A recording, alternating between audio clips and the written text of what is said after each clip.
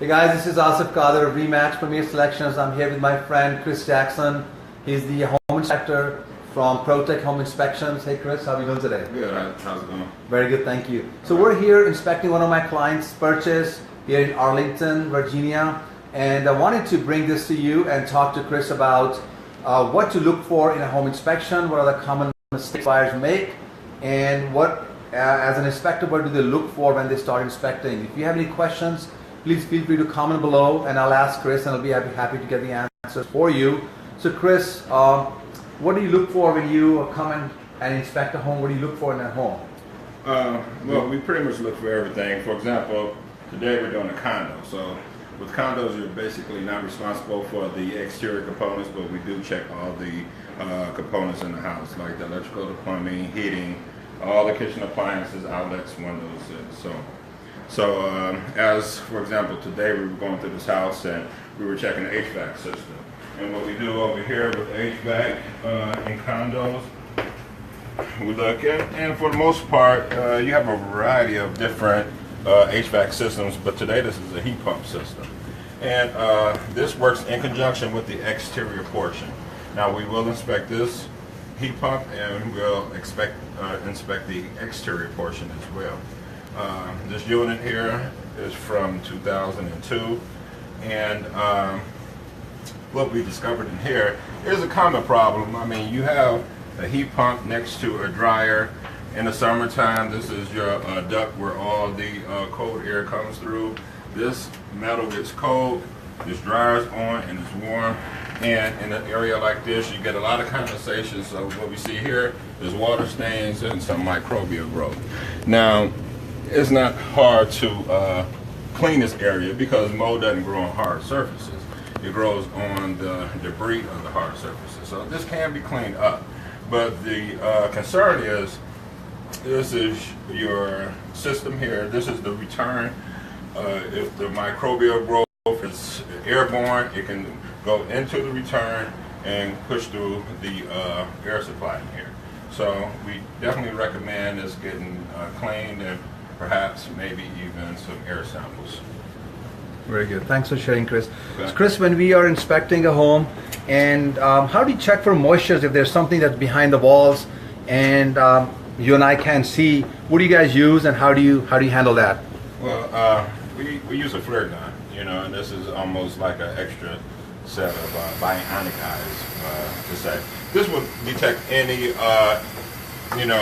air temperature differential. So it doesn't necessarily pick up moisture, but it will pick up the moisture as it cools, because when something gets wet, it cools, it's colder than the areas around it. So when we kind of push this through, if we saw anything, an anomaly on here, then we further investigate with some other tools that we have, like moisture detector. Can you show us how it works, Chris? Yeah, I know this is a really cool tool that you guys use. Yeah, I can transfer my heat from my body to the wall, and it's very sensitive. It'll be able to pick up my handprint on the wall. So that lets you know if there's any moisture coming through, it'll be the opposite. It'll be blue, but it will pick up pretty much any air temperature differentials in place. I mean, it'll pick up areas, especially when it's cold outside, areas that wasn't insulated as well as it should have been, like around this door. We can pick up the blue air coming from around the sliding door. And that's common for a sliding door because this is a big opening and it's an older door, so it's not as insulated as some of the newer ones are. Got it. So Chris, what is your advice for buyers if somebody's looking to buy and they should get a home inspection done? What are the items that you see most people make mistake with or they should look into? Well, a lot of people think, because a house has just recently been flipped. You walk in and everything is brand new, and the developer's telling you everything is brand new, it's been totally gutted, but you don't know the conditions of the property before it was bought and flipped. So it could have had extensive water damage, it could have had some structural issues. So, just because a house looks good, you really need to do some further investigating in terms of the conditions of the property before you purchase it.